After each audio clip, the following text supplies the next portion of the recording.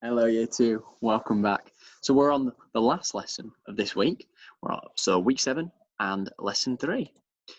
Now, remembering what we looked at in the last two lessons, we found out there was an 8,000 statue warriors or statue warriors that were part of the Terracotta Army. They were all different. They all had real weapons, and they were all made out of terracotta clay. And they were originally painted. And in the last lesson, you designed and drew your own terracotta soldier.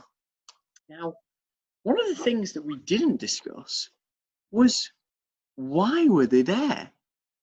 So we're going to spend a minute or two discussing about why these 8,000 incredibly detailed sword and other weapon wielding soldiers were just buried underground. Well, Emperor Qin was a strong believer in the gods, and it was like a religion back then.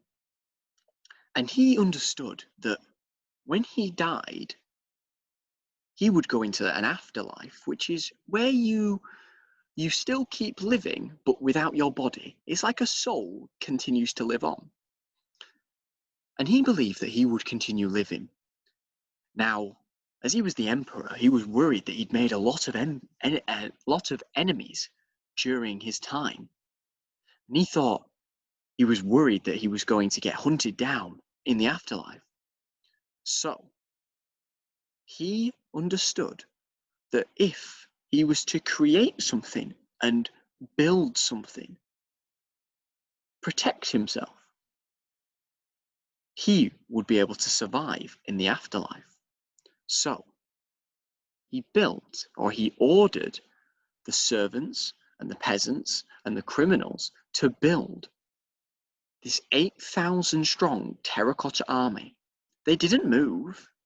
They weren't alive.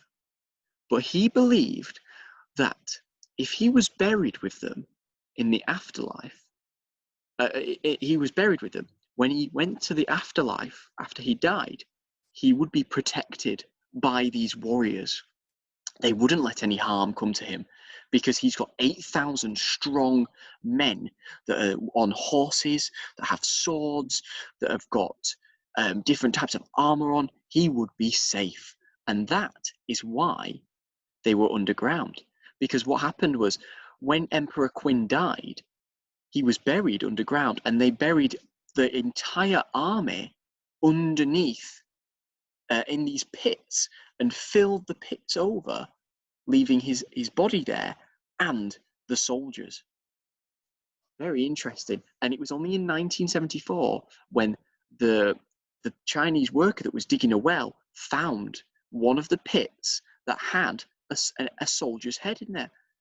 And as they continued to dig down, they found that actually it was an entire pit filled of these terracotta warriors. So that is why they were underground. I'm not sure if any of you came up with that prediction, but that was the real reason why. I think it'd be a really lovely idea, because if we were in school right now, we'd be making this with our own clay, and it's a shame that we get to miss out on that opportunity.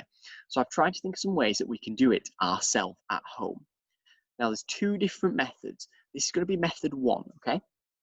So the first method, we're going to see whether we can make our own Play-Doh. Now, I understand these are some of these ingredients you might not have at home. So there's 2 different ones, which hopefully we might be able to have maybe 1 full ingredients worth for the method 1 or for method 2. I've tried to make 2 methods so that at least hopefully everyone can take part in this, because it should be a really nice activity.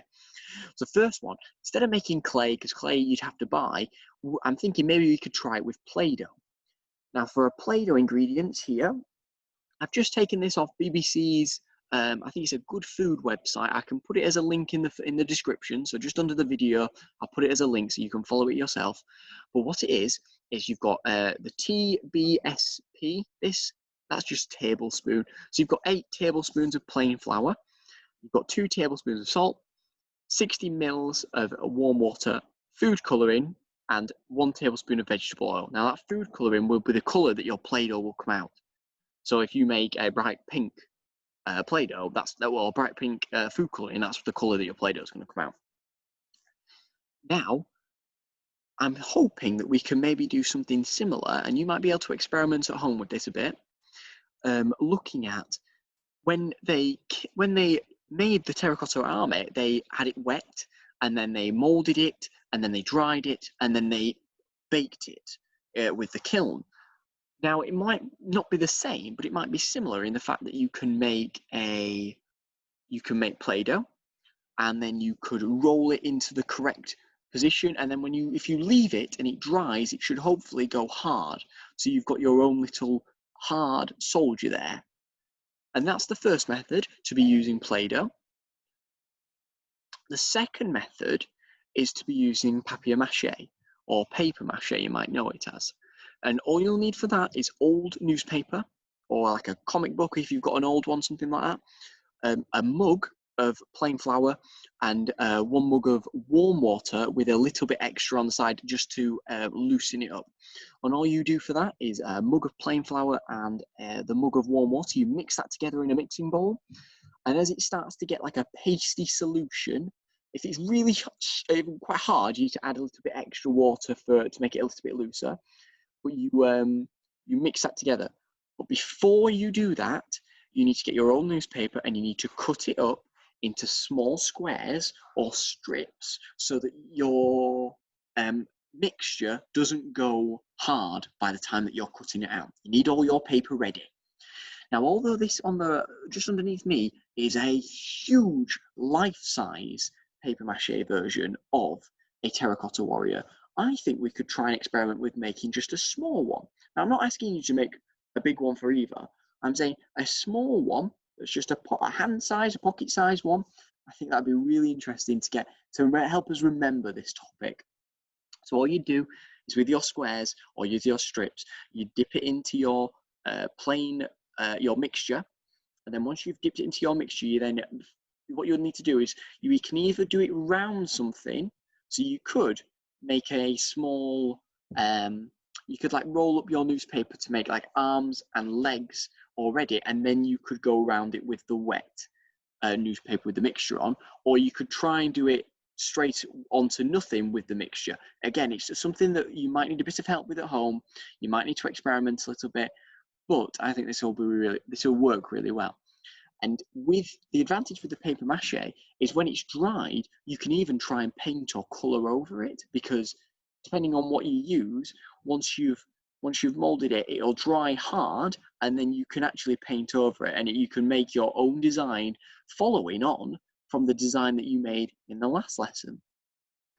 I really look forward to seeing some of the creative things that you're going to be coming up with for this week's topic. I'm missing you all, I can say that for sure. I hope everyone's doing well at home. Thank you very much for coming along to this lesson. See you in the next one. Bye-bye.